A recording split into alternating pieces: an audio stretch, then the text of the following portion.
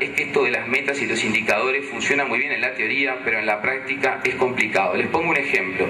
En algunos países se puso como meta e indicador la cantidad de resoluciones que dictaba un juez. Entonces, si el juez dictaba más cantidad de resoluciones, obviamente quedaba mejor puntuado. ¿Qué empezaban a hacer los jueces? Fraccionaban en 4 y en 5 sus resoluciones. Entonces, la resolución número 1, admítase la demanda. Resolución número 2, de la demanda traslado. Resolución... Entonces, hay que tener muchísimo cuidado, porque los jueces que siguieron haciendo bien su trabajo, resulta que les fue horrible en las puntuaciones. Y los jueces que hicieron de esto un juego, tuvieron excelentes calificaciones. Entonces, no se olviden que todo esto, implementado por la tecnología, hace que esto vaya a un banco de sistemas donde no se analizan los casos y simplemente me sale una gráfica. Y esa gráfica luego de repente es la que se toma en cuenta para los ascensos. Entonces, esto de las metas y los indicadores, que me parece muy importante, hay que tener muchísimo cuidado con este punto. Y luego, como decía hoy, tratar de lograr la participación ciudadana y la necesidad de la ciudadanía de una reforma de este tipo, pero la verdad que en esto me siento bastante derrotado, no he visto que se haya logrado prácticamente en ningún país. El otro tema es tener, o la otra gran lección es tener un plan sistémico para modernizar la justicia. Esto es relativamente sencillo. En la teoría, en el cuadrito, en la práctica es muy difícil. Una reforma del sistema requiere tener una buena ley orgánica y un buen sistema de organización judicial, requiere tener recursos humanos y materiales necesarios, requiere tener un modelo procesal adecuado, requiere tener una adecuada gestión y organización de despacho, un régimen de asistencia jurídica a los ciudadanos que no tienen acceso a la justicia por sus limitaciones de recursos, la capacitación, y en esto las universidades son claves. En Uruguay la capacitación de los estudiantes y de los futuros jueces empezó años antes de la reforma, y el cambio generacional fue clave en esto. O sea, los jueces nuevos fueron los que se abanderaron con la reforma y fueron los primeros en hacer ese cambio de mentalidad. Bueno, un adecuado sistema de control de la gestión de los jueces y de los abogados, una adecuada articulación de los medios alternativos de resolución de conflictos. Todo esto forma parte, y seguramente faltarán algunas cosas más, de ese sistema judicial que tiene que ser un sistema. El otro gran tema es el del tiempo, la duración de los procesos. Respecto de esto, tenemos un problema imposible de superar y que creo que jamás va a ser imposible. Hoy, las nuevas generaciones están preparadas para obtener respuestas inmediatas de la tecnología. Por más que nosotros logremos un proceso de 4 meses, a las nuevas generaciones siempre les va a parecer que ese proceso es largo. ¿Por qué? Muy sencillo, porque hoy, por eso es difícil lograr que las nuevas generaciones lean un libro, y porque claro, del libro hay que enamorarse, las primeras páginas son pesadas, la quinta me empezó a gustar un poquito, sigo, y de repente en la página 30 digo, qué buena está esta historia, pero claro, eso no, la respuesta inmediata no me la da la primera página o el primer párrafo de un libro. Entonces ocurre que tenemos que ser muy conscientes de que el cambio en cuanto a la duración de los procesos, vamos a estar siempre un paso atrás. Y acá el tema esencial es que la justicia requiere siempre tiempo. ¿Por qué? Porque la justicia requiere tener un proceso, y ese proceso, el problema no es que requiera tiempo. Lo que sí tiene que estar claro es que tiene que tener una duración razonable. El tema clave está allí. Ahora, ¿cómo hacemos un proceso de duración razonable cuando además nos exigen 100% de calidad en el proceso y en las resoluciones judiciales?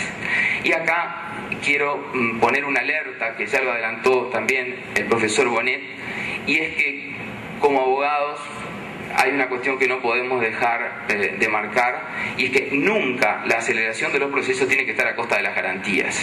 En la mayor parte de los países de Iberoamérica, cuando un proceso funciona mal, en lugar de 30 días para contestar la demanda, se coloca 10. El plazo para recurrir se baja de 10 a 4.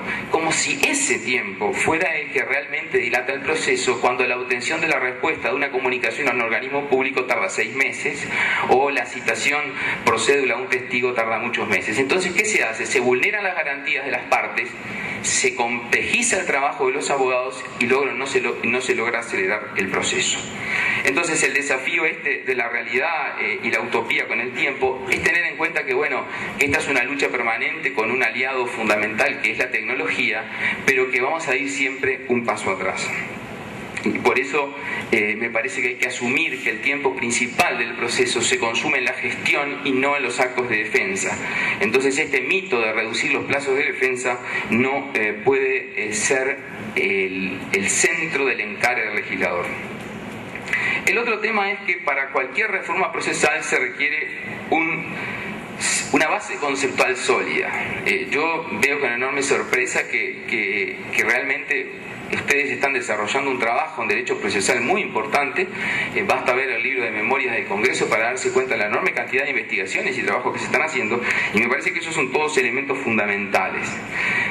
Y dentro de ese enfoque, y por lo que he conversado con ustedes, la mayoría ve que el cambio viene por el proceso por audiencias, que, como se dijo muy bien, toma lo mejor de la escritura y lo mejor de la oralidad. No es un proceso oral, sino que es un proceso mixto, por eso hablamos de proceso por audiencias.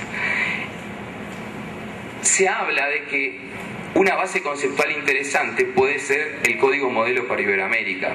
Y es cierto. Yo creo que el principal mérito que tiene el Código para Iberoamérica fue haber superado una primer fase en la cual nos preocupábamos por saber cuáles son los principios procesales. Entonces hacíamos una lista espectacular de todos los principios y no nos preocupábamos por el segundo paso, que el código sí se preocupa, que es decir, cómo los garantizamos. Me parece que seguir discutiendo cuáles son los principios procesales no conduce a nada. Ya lo sabemos cuáles son, cuáles tenemos que regular. El problema es cómo logramos que se apliquen.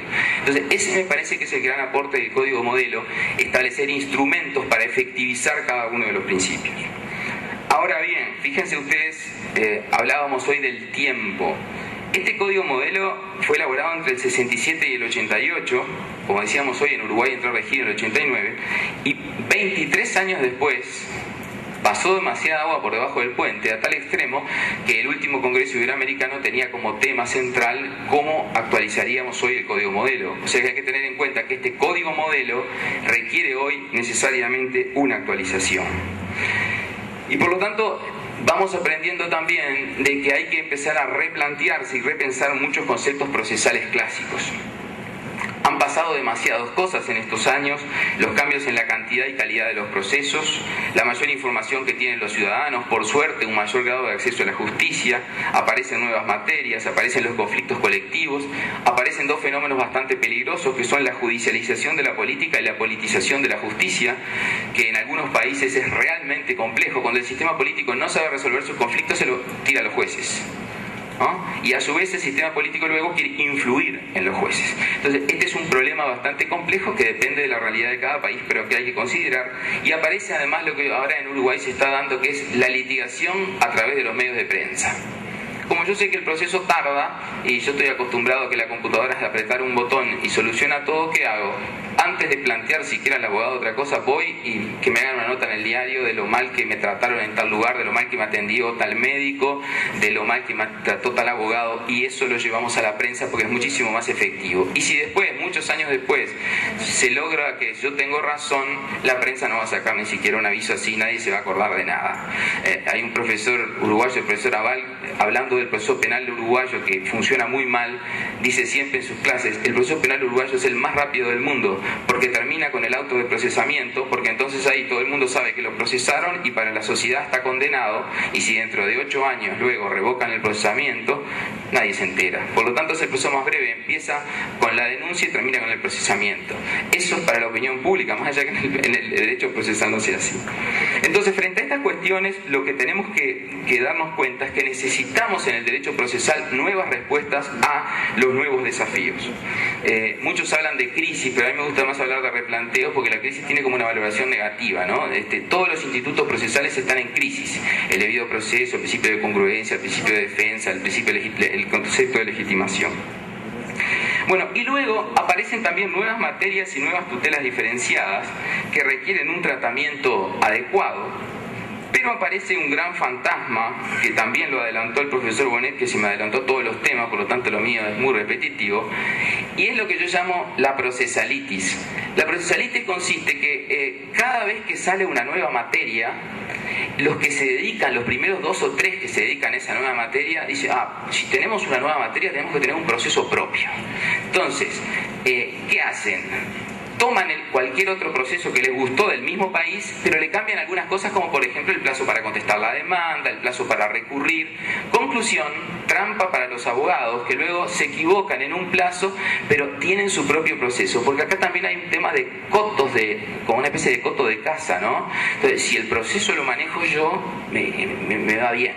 Entonces, esto genera una distinción conceptual para mí muy importante, que una cosa es la justicia especializada, que está muy bien, otra cosa es el derecho sustantivo especializado, que está muy bien, pero eso no necesariamente nos debe conducir a un procedimiento especializado para cada uno de los derechos sustantivos, porque si no, como ha ocurrido en España, como está ocurriendo en Uruguay, aquella estructura simplificada de procesos se multiplica otra vez y luego volvemos al sistema del que quisimos salir. La simplificación en la que avanzamos vuelve otra vez a complejizarse. Esto en Uruguay es una gran nube, acaba de ocurrir con el proceso laboral, que tenemos un proceso laboral que funciona espantoso, regulado recientemente, porque los laboralistas querían tener un proceso laboral propio, pero ¿cómo podía ser? Eran los únicos que cuando iban a otro país les preguntaban: ¿el proceso laboral de ustedes? No, lo tenemos en un código general. ¿Saben cuál es la verdadera historia? Es que todo el código general copió el proceso laboral que teníamos. Entonces yo les digo, no es que ustedes no tengan proceso laboral, es que en realidad nosotros vimos que era tan bueno el proceso laboral que lo transformamos en el proceso tipo.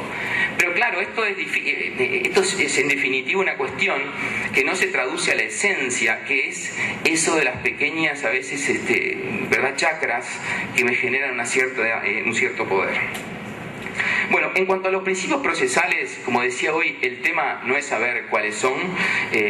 Aquí tienen ustedes un esquema desde el punto de vista del derecho procesal muy mal hecho, porque está mezclando principios con conceptos esenciales y con estructuras, pero me parece que esta idea de construir sobre la fundamental concepción de un proceso por audiencias, una estructura hablando de calidad de la prueba, de sana crítica en la valoración de la prueba, de impulso procesal, debido proceso, son todos conceptos fundamentales que el problema no es si existen o no nuestro sistema, porque casi todos los países lo van incorporando, sino, como decía, cómo se efectivizan.